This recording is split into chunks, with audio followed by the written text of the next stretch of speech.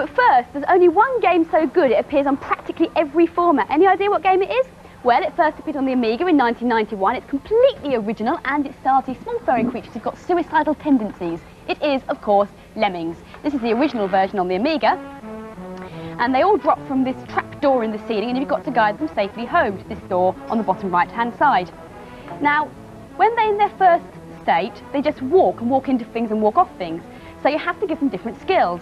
I've made this one into a digger, so he can dig down and they can get home, and this level's very easy because it's the first one. But in later games, you need to use all the various different skills to get the right way. For example, you can make them into floaters, so they float down from heights, or climbers, so they climb over things.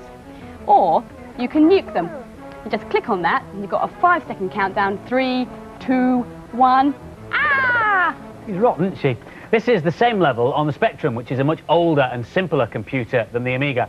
But all the essential elements are there. Unfortunately, no mouse or joystick on this game, however. I have to move the cursor around using keys on the keypad, and then assign skills to the Lemmings by pressing another one, which I'll use with the thumb to make him a digger like that. Obviously, the graphics are quite limited, and there aren't many colours to play with either. And whereas in other versions of Lemmings you may be asked to deal with up to 80 or 100 on some of the more advanced levels, on this game you'll never be asked to deal with more than 20, which is about my limit, actually. Actually, I do agree with that. Lemmings also need saving on consoles and handhelds. This is the version on the SNES. And on this one I have to make the Lemmings into blockers so that they don't fall off the platforms. And when you think things are going swimmingly, which they're not exactly at the moment, but now I've made that one a blocker they are, you can press on this and they come out 5 times faster, which means you can also test your skill because you've got to get there a lot quicker. And I think I'm going to lose a couple here. Ah! You can change the different skills by using these buttons. I'm going to get back onto blocker there, or I'll miss him. And on the other one to use a mouse. Now I think they're all going to go home there.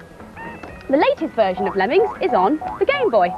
And as you can see, they're tiny backgrounds and tiny sprites, but it all works and it's just as playable as ever.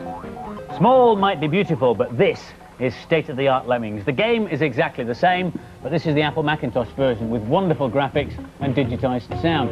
On this level, whereas Violet was using the blockers to stop the Lemmings moving, I'm going to use the blocker and turn him into a bomber by selecting the explosion from the bottom set of tasks here. And then after the countdown, he will blow a hole in the floor there, and all the Lemmings will be able to walk through.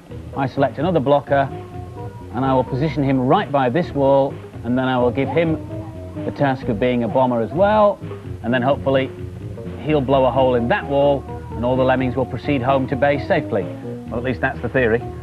If you fancy having a go at it yourself, all the details of the different Lemmings formats are at the end of the programme in the Data Blast.